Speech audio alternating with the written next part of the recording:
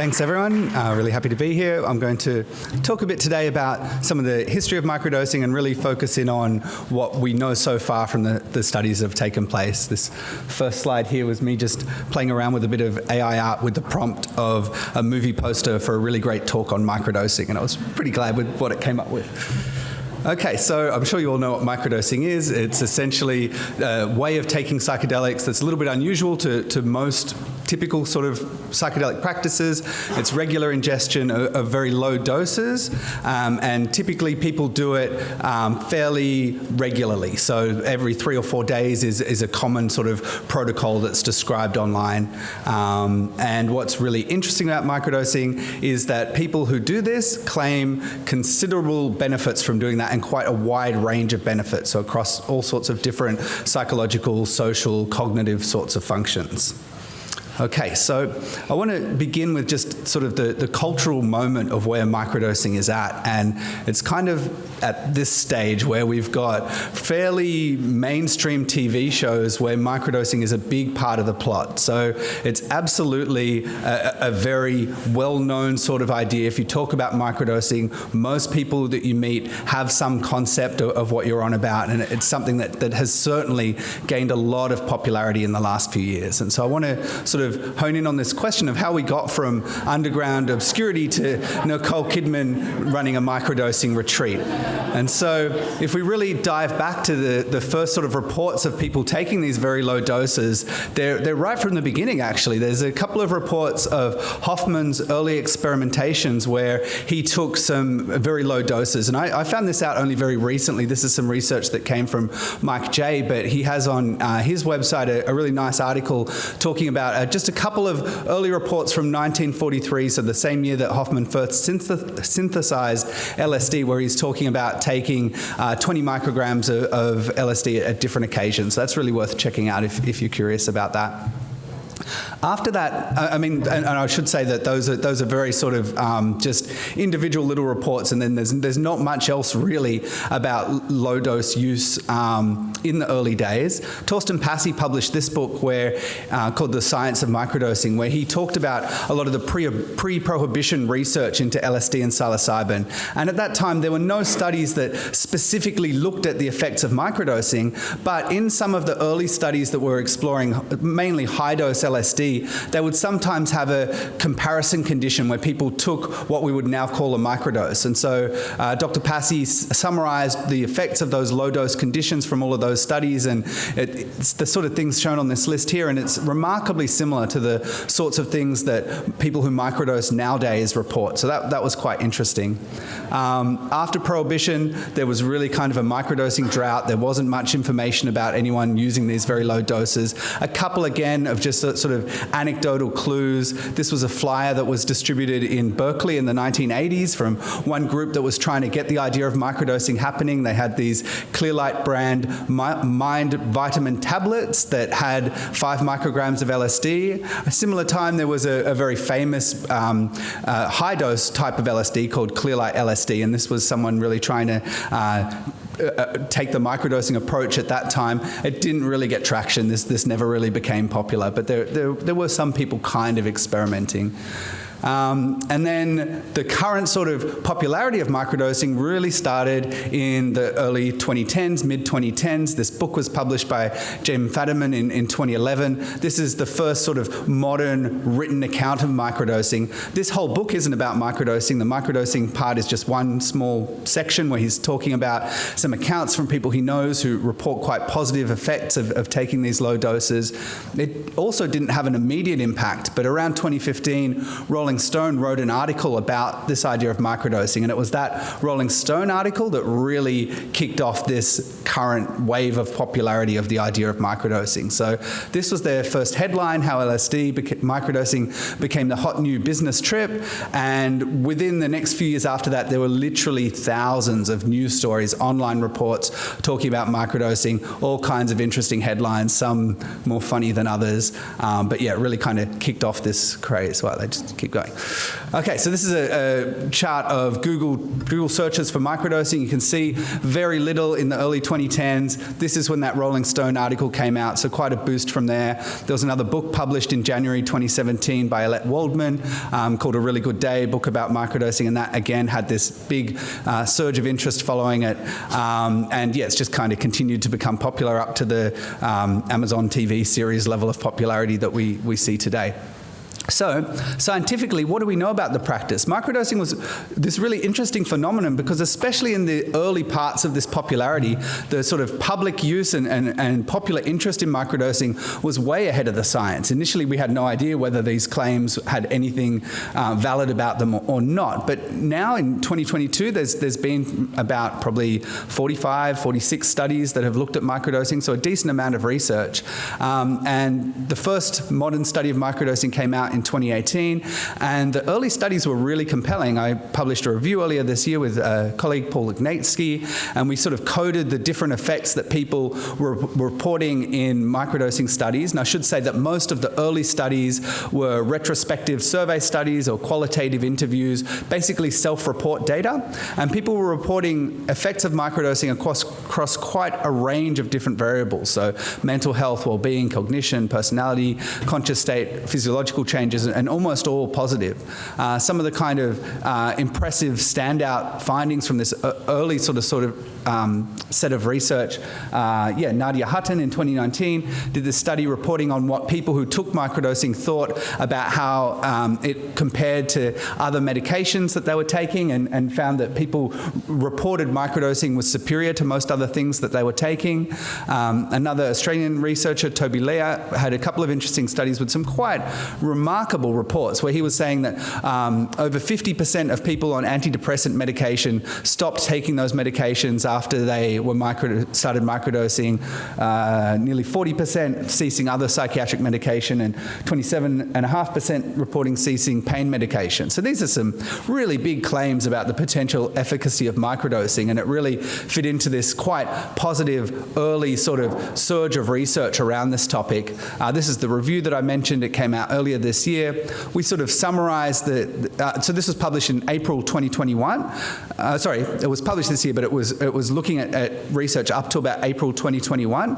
And we sort of summarized the state of table here. So we basically were looking at the way that at that stage, small number of lab studies compared to the self-report studies. And we found that there were a few things that were reported in self-report accounts and also had been replicated in the lab, and those things were changes in time perception, changes in pain tolerance, and some pretty clear evidence of some changes in conscious state. It certainly doesn't seem to be the case that microdosing is sub-perceptual. There's some alterations going on. Then we had this middle column here, which were effects that have been reported pretty consistently in all of that self-report research, but hadn't yet been investigated in the lab. And so I won't read them all, but that was a lot of things around mental health, substance use, mind wandering, those kinds of things.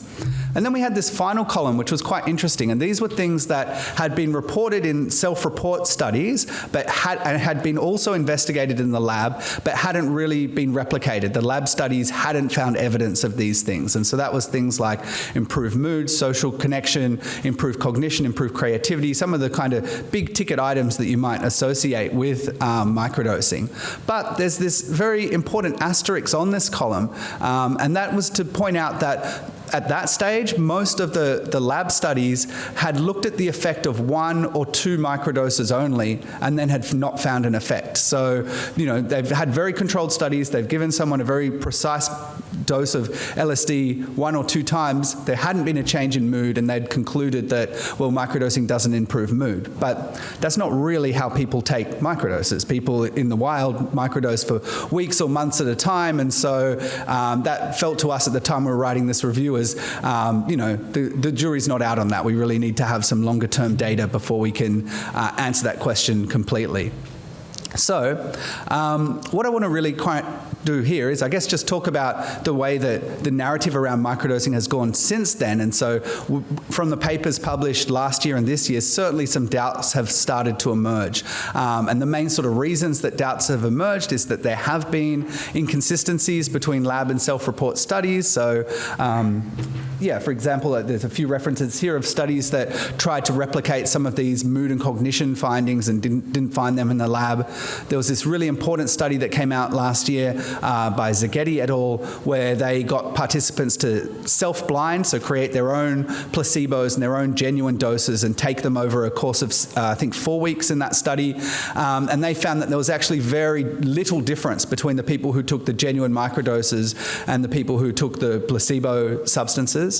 And then there were also a couple of studies like this one that had really looked at the effect of expectation and found some relationships between people's expectations about what was going to happen and what actually did happen when they microdosed. And so these new findings really led to a change in the narrative in the media, a lot of much more critical microdosing stories, and certainly online on Twitter, a lot of scientists expressing much more skepticism about microdosing and starting to talk about placebo and expectation accounting for the majority of these findings.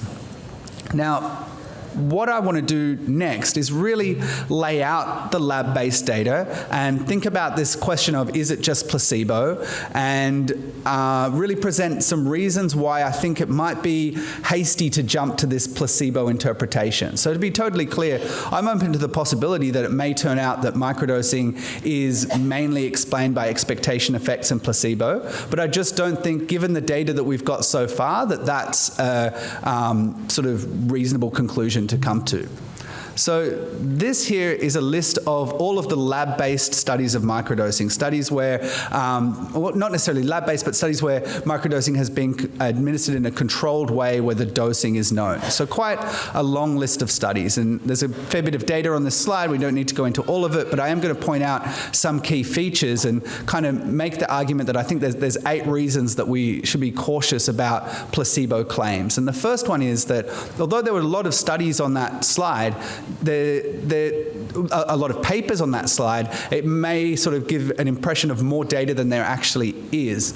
Many of these papers are reporting on the same data set. So these colored bands here are actually separate experiments, and they might have up to 4 papers reporting on that same data. So there's actually only been 9 studies of microdosing in that kind of controlled way, and the color codes show the labs where they've taken place. So 9 studies from 6 labs. So not a huge amount of data actually on this question of what is the effects of microdosing. The second thing to point out is that from this evidence base, most of the studies have pretty small sample sizes. So 5 of the 9 studies have less than 25 people, and even the studies that have larger numbers of participants have small numbers in the actual dosing condition. And that's pretty common in psychedelic research, but I feel like it's particularly important with microdosing because if there is an effect of microdosing there, it's going to be subtle and small compared to the effects of high-dose psychedelics anyway. So we are likely to need large numbers of people to notice those, to identify those sorts of effects. Third point that's really critical for this question is that it's not the case that these studies haven't found anything. Everything in red here are changes that were found, like the effects that were found compared to placebo. So there's a whole range of dose-dependent effects. It's true that some of the things in self-report studies haven't been replicated, but there is a pretty considerable bunch of findings even from these studies that, you know, I'm critiquing in some of these other ways. They have found some differences. Another absolutely critical point, I sort of touched on it with that asterisk thing before, is that these studies have had a very small number of doses. So I've kind of coded this as target.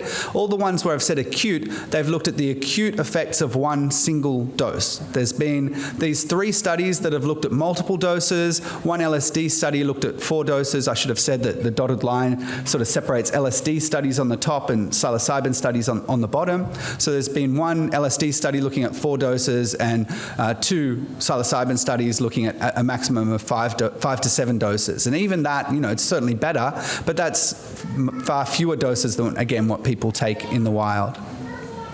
Another really important point, particularly for psilocybin, is that this research has used, even for microdoses, really, really small doses. So 2 of those psilocybin studies have used 1.5 milligram, the equivalent of 1.5 milligrams of synthetic psilocybin or 0.8 milligrams of synthetic psilocybin. And that is a really small amount. It's hard to know what we should count as a microdose or what we shouldn't count. But just to give some perspective, this was a study that came out in 2019, sort of looking at the pharmacokinetics of psilocybin at different doses.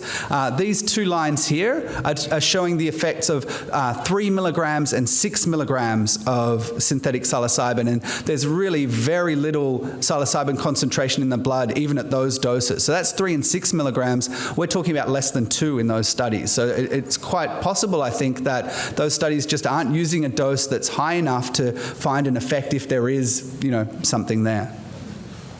Next point, all of the studies so far have looked at healthy people, all of these microdosing studies.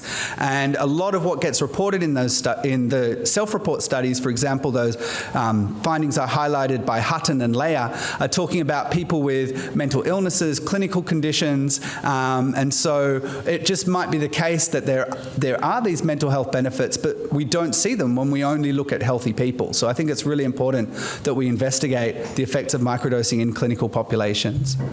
Another point is all of these samples were highly experienced with psychedelics. Many of the studies report participants at psychedelic retreats in the Netherlands or healthy people who've had experiences with microdosing or high doses. And so people probably like most of us here, I guess. And in many ways, that's an important difference to the general population, because these sorts of groups probably have very well articulated and specific expectations about what's going to happen in these studies. And so it's unclear whether, if these studies were done in really naive or less motivated populations, whether those expectations might affect results in different ways. Finally, I pointed out that some of the reason for skepticism is that there's been these studies showing that expectancy has some effect on microdosing, and it's true, it does, but it seems like that effect actually isn't that big. So this study by Keitner that I mentioned before found that 8% of the variance in well-being, 7% of the variance in depressive symptoms, and 5% of the variance in anxiety was explained by expectation. But in that same study, they sort of reported the difference between baseline and the end of a 4-week microdosing period, and they had an effect size there of 0.31. You can't directly compare these, but it certainly indicates that the effect of that intervention of taking microdosing seems like it was larger than the effect of expectation. So the expectation is having some role, but it certainly doesn't seem like it's explaining everything. Similarly, another study by Hutton, just sort of as an example of this, found that in one task, 74% of participants increased performance on an attention task, but 63% of them believed they had decreased performance. So people's expectations about how they're doing was really like out of sync with how they're actually doing. So that's another indicator that it's not their expectations that are driving the results.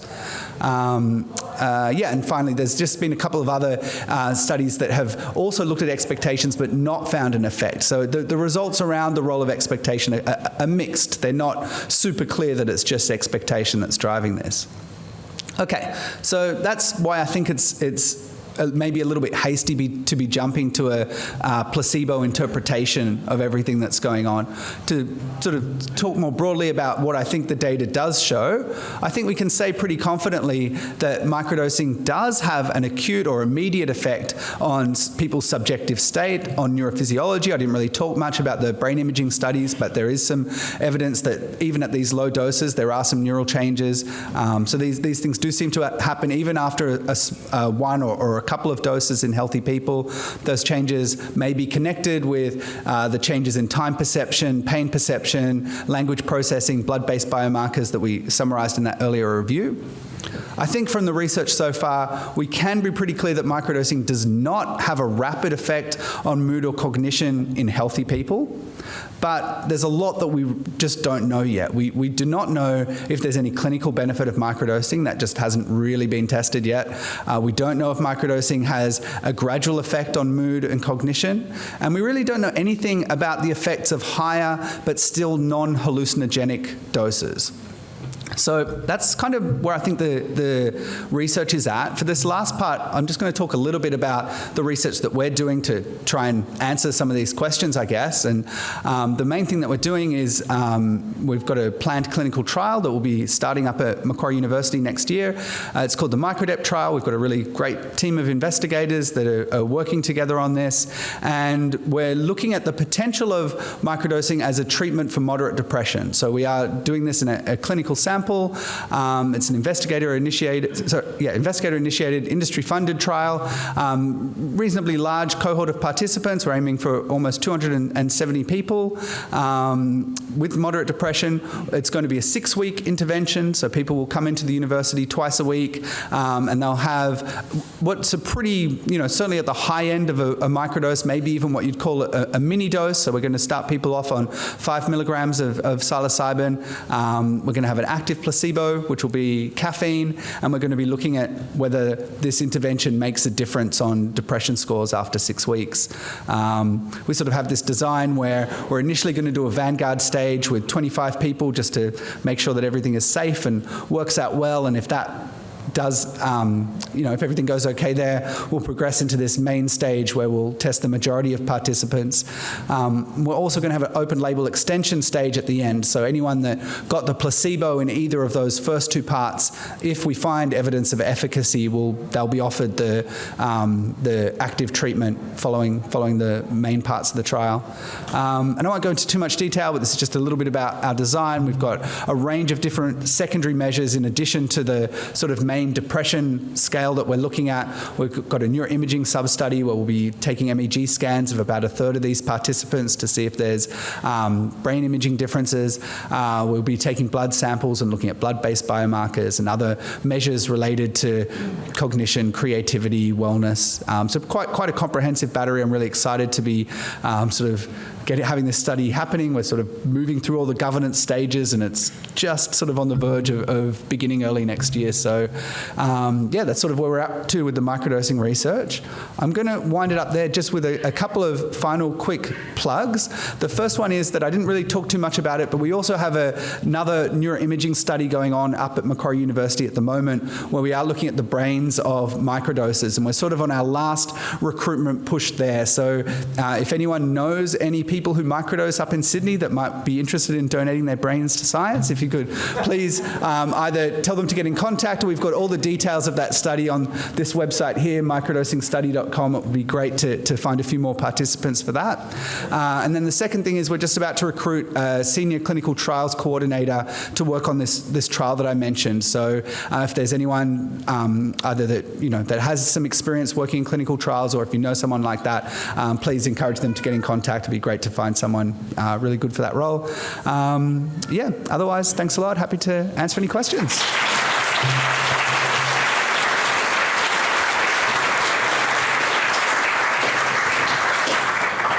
Thanks, Vince. We've got questions. Hey, Vince. Good morning. Just wondering why you are using a macro dose of caffeine as a placebo. 75 milligrams seems quite high in my head to produce some effects. Yeah, so the dose of caffeine that we went with is about the equivalent of a cup of coffee, and we did that because we really wanted to have an active placebo in this trial to make it. We want to avoid the situation that's happening in a lot of microdosing studies where people in the microdosing condition feel something, and so then they immediately know, oh, I must be on the microdosing condition, and that changes their expectations. So we think that the equivalent of a cup of coffee will be enough of a sort of stimulant effect that might be vague enough that people won't know what they've taken. And so we went through a lot of conversation about potential different placebos, and caffeine just seemed like something that was, pretty safe and easily accessible. And also there's just quite a lot of anecdotal reports where people describe microdosing as being a bit like being on a cup of coffee, or being on a cup of coffee that lasts all day, someone said to me yesterday. And I think that's, it's a neat kind of comparison. Got it.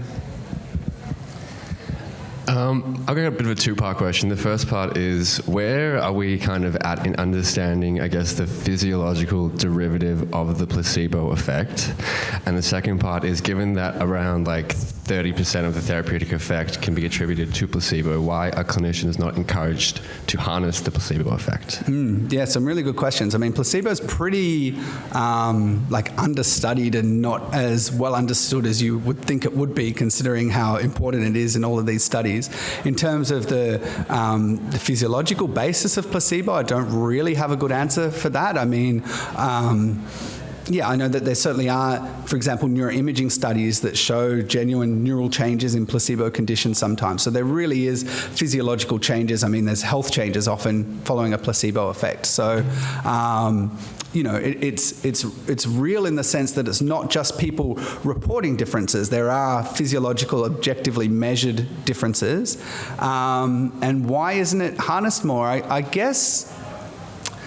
I don't know why it's not harnessed more, really. I mean, I guess it's because probably many clinicians would see placebo as like not the most optimal treatment. Like the whole way that we conceive of clinical trials and evidence is we're trying to find something that's more effective than placebo. And so I feel like for many clinicians, there would probably be some hesitance to saying, I'll just take the placebo, because all of the other potential treatments, that would be available to someone would have some evidence that they are better than placebo. Yeah, I don't know. It's not really a good answer. I agree with you. It's something that we should pay more attention to.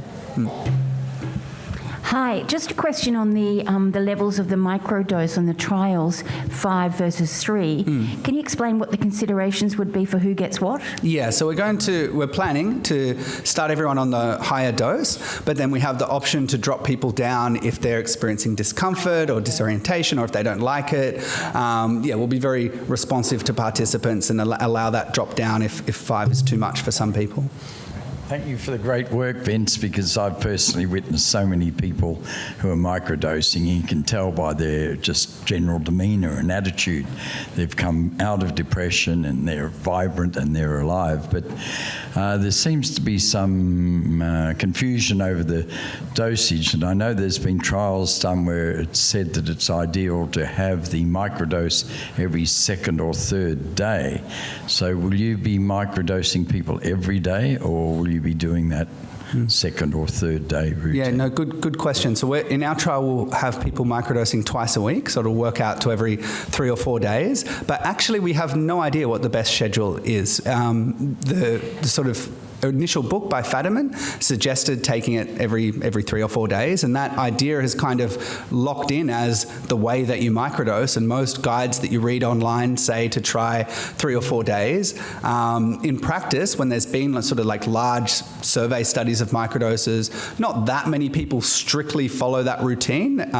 Seems like most people microdose slightly less than that, maybe even closer to once a week.